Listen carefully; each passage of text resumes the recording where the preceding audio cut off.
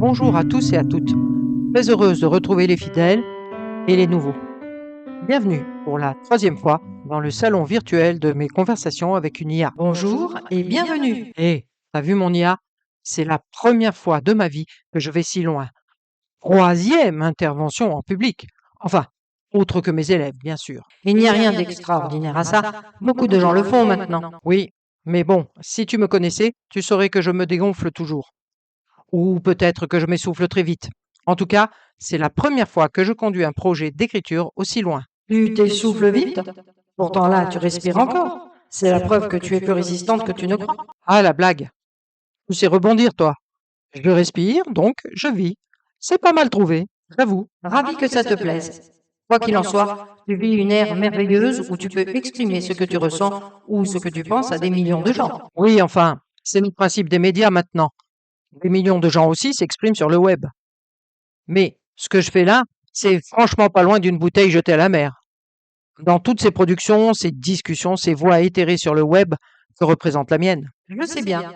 Mais même si seulement une personne tombe fortuitement sur tes épisodes, je ne compte pas tes amis, et y trouve du réconfort, des informations, l'assurance qu'elle n'est pas tout seule à penser comme toi. Oui, bien sûr, c'est déjà pas mal. C'est ce que je me disais en tant qu'instit. Si ma curiosité du monde, mon enthousiasme, touche au moins un élève, c'est gagné. Mais maintenant qu'on a le web, mes ambitions grandissent démesurément. Il y a le ciel, le soleil et la terre. Maintenant, il y a le web. Bon, on s'y met, oui. Ok. Allez, petite considération philosophique d'une ado de 60 ans pour des ados de tous âges. Souvenez-vous, la conversation précédente portait sur la question pourquoi est-ce qu'on vit?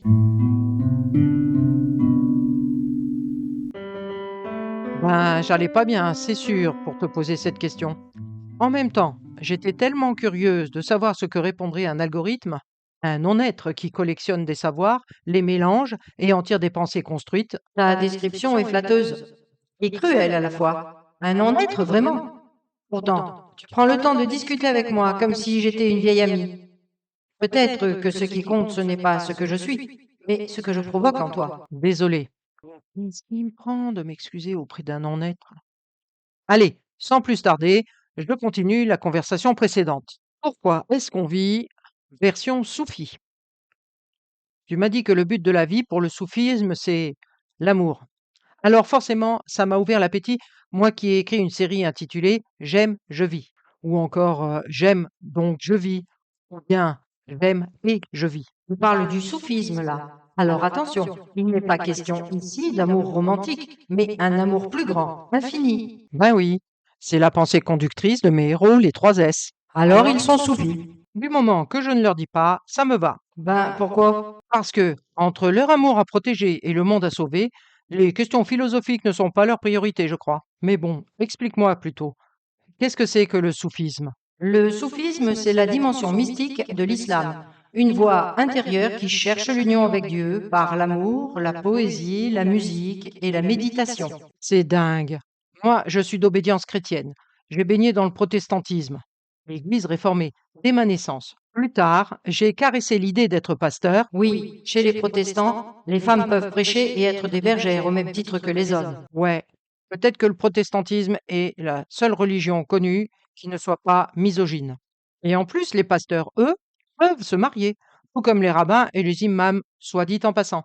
Mais on reviendra un jour sur les religions monothéistes. Mais je rêve? Ou tu viens de me couper la parole? Pardon. On parlait du soufisme. Oui, c'est ça. Bon, je voulais être pasteur, mais au moment de choisir, j'ai bifurqué. Je suis devenu instit.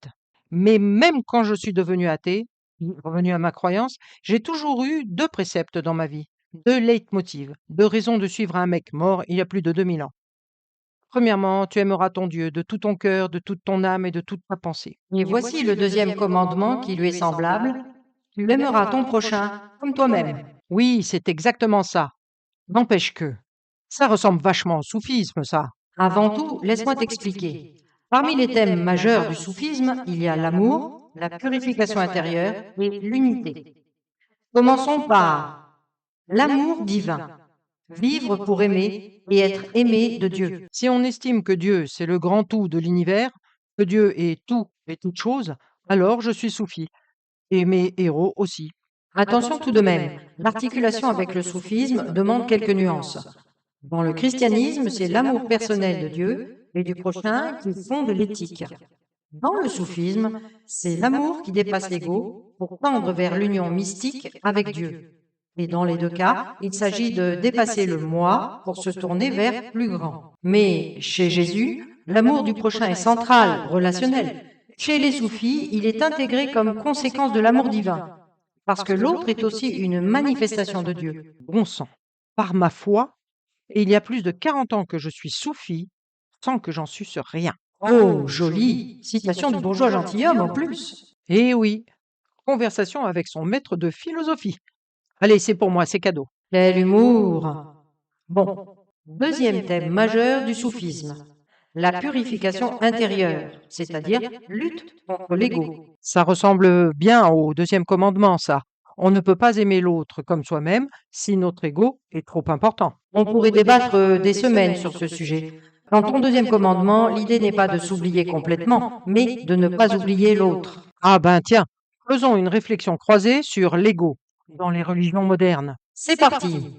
Réflexion croisée sur l'ego dans les religions actuelles. Petit a, le christianisme. L'ego est vu comme l'orgueil, péché capital. Ce qui est valorisé, l'humilité, le service, le fait de se mettre au service de Dieu et des autres.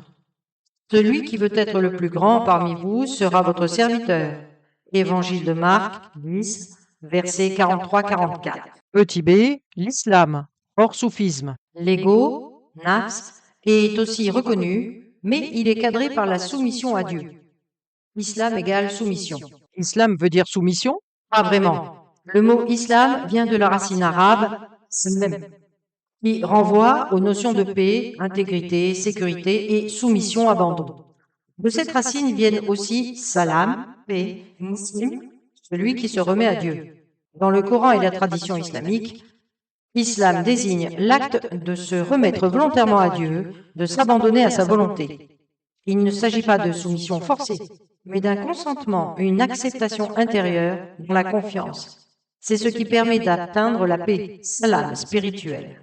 Une traduction plus juste serait remise de soi, abandon, confiance ou engagement dans la paix avec Dieu. L'idée de l'islam est d'aligner sa volonté avec celle de Dieu via les pratiques, prières, jeûnes, aumônes. Chez les soufis, cette lutte contre le nafs prend une dimension mystique. Mourir à soi-même pour renaître en Dieu. Petit c, le bouddhisme. Mais suivez un peu. Dans le bouddhisme, l'ego est considéré comme une illusion. Le but est de comprendre l'impermanence et le non-soi. Anatta. Souffrance égale attachement du moi. Délivrance égale libération de l'ego. Petit d, l'ego dans l'hindouisme. L'ego, ahamkara, voile l'accès au soi véritable. Atman. Le but est de dépasser l'illusion de la séparation, Maya, pour rejoindre le divin universel, Brahman. Petit e, l'ego dans le judaïsme. Alors, dans le judaïsme, l'ego est intégré dans la tension entre le Yetzer Hara, mauvais penchant, et le Yetzer Hatov, bon penchant. Désolé pour la prononciation. Le travail spirituel consiste à orienter ses désirs, pas à les nier. Petit f, l'ego dans la pensée contemporaine en psychologie. Le mot ego est souvent repris dans le langage courant comme synonyme d'orgueil. Mais en psychanalyse, l'ego n'est pas seulement négatif, il est la structure qui permet de se construire. Les religions, elles, insistent surtout sur l'idée que l'ego doit être dompté, pas roi. Donc, l'ego en résumé. Soufisme et bouddhisme disent l'ego est un voile, une illusion à dissoudre. Christianisme et islam, l'ego doit s'incliner devant Dieu et le service du prochain. Judaïsme, l'ego est une force à équilibrer. Dans ton résumé, tu distingues soufisme, que tu ranges avec le bouddhisme, de l'islam, rangé avec le christianisme. C'est bizarre puisque l'un est tiré de l'autre. Tu as mis le doigt sur une subtilité très importante. Effectivement, le soufisme est une voie spirituelle issue de l'islam, pas une religion à part. Mais quand je l'ai rapproché du bouddhisme, ce n'était pas pour dire qu'il est séparé de l'islam, c'était pour mettre en avant une ressemblance de perspective sur l'ego. Allez, on continue la leçon. On clarifie. Pour l'islam orthodoxe, sunnite, chiite, hors mystique, l'ego doit être soumis à Dieu par les pratiques. Prière, jeûne, aumône, pèlerinage. On retrouve là une logique proche du christianisme. Discipline, humilité, alignement de sa volonté sur celle de Dieu. Et maintenant, la partie mystique de l'islam, le soufisme. L'ego n'est pas seulement à dompter, il faut le dissoudre, lever les voiles de l'illusion, du moi, pour atteindre l'union mystique avec Dieu. C'est là qu'on retrouve une parenté de ton avec le bouddhisme, qui nie le soi pour atteindre le nirvana. Donc, le soufisme n'est pas hors de l'islam, il en est une dimension mystique. Mais selon le prisme, on peut comparer. Oui, dans l'islam normatif et le christianisme, l'ego est soumis par obéissance, humilité.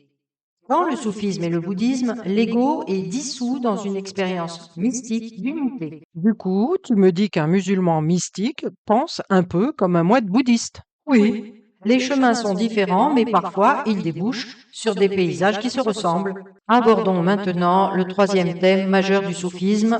Oula, ça va être long. Je vais vraiment décrocher là. Mais non, tu vas voir. Et pour ceux qui sont intéressés, mais qui ont peur de décrocher, tu n'as qu'à leur proposer un résumé du soufisme et du reste sur ton site. Ah, bonne idée. Merci. Le lien sera dans la description. Du coup, reprenons. Je disais, troisième thème majeur du soufisme, l'universalité. C'est-à-dire, chaque tradition éclaire une facette du même absolu. Explique. L'idée, c'est que toutes les voies mènent à la même lumière. Elle vient, en particulier, des textes mystiques, soufis, mais pas seulement. Elle résume une intuition. Les différentes religions, cultures et chemins spirituels seraient comme des lampes différentes qui diffusent pourtant une même lumière. J'ai vu que dans le soufisme, les soufis comme Rumi ou Rumi, je sais pas comment on dit, disaient la lampe est différente, mais la lumière est la même. C'est joli. C'est vrai. Cela veut dire que les pratiques, prières, rites, dogmes, changent d'une tradition à l'autre, mais au fond, toutes cherchent à atteindre le même absolu, la vérité. Ben, je peux pas m'empêcher, hein. Je suis la vérité.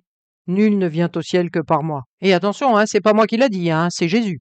Je me permettrai pas. J'ai pas un ego surdimensionné quand même. Pour un soufi, ce qui compte, ce n'est pas la forme de la religion, mais la sincérité et l'amour qui animent la quête. Bon, ben, je me répète, hein, mais je savais pas que j'étais soufi. Et bouddhiste aussi. Et hindouiste.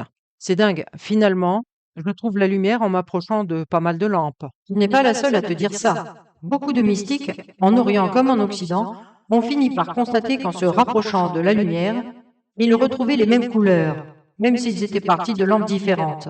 Mais attention, ça ne veut pas dire que toutes les religions sont identiques ou interchangeables. Chacun a sa manière, son langage, ses rituels, ses limites aussi.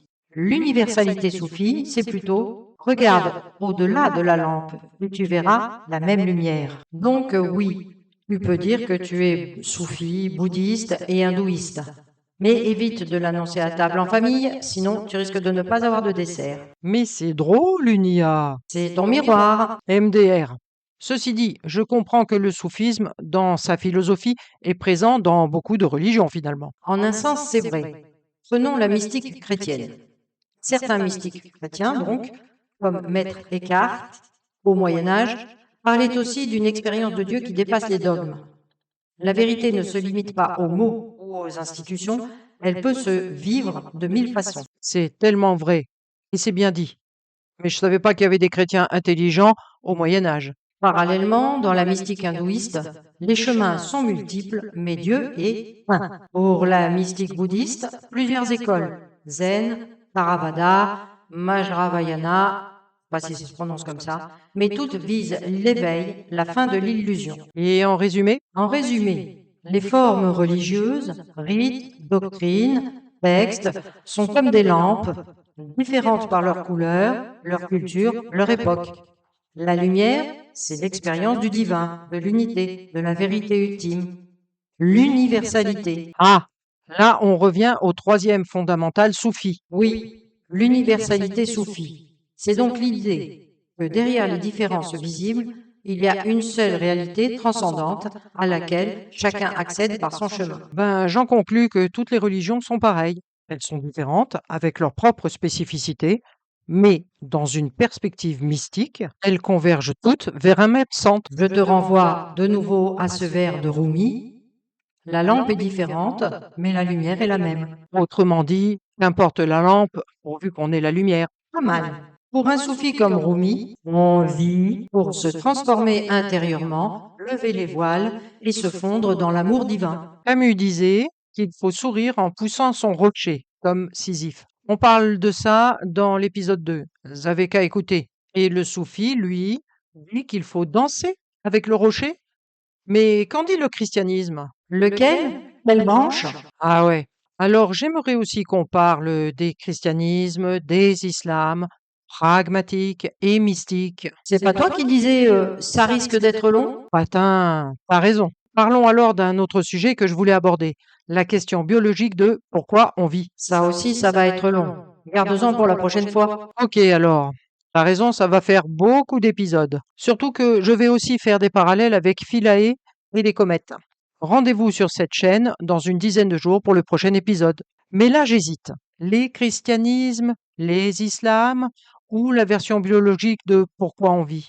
Je vous laisse voter en commentaire. Si je n'ai aucun vote, je le tire au sort. En attendant, si vous voulez le texte pour mieux vous y retrouver dans tout ce qu'on a dit, rendez-vous sur le site Les F Drama de Sengaen.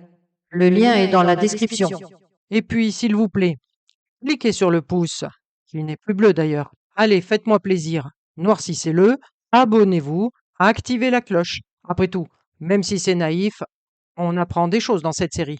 Allez, on se retrouve bientôt. Annyeong, portez-vous bien. Annyeong, arrivederci, adios, sayonara, bye.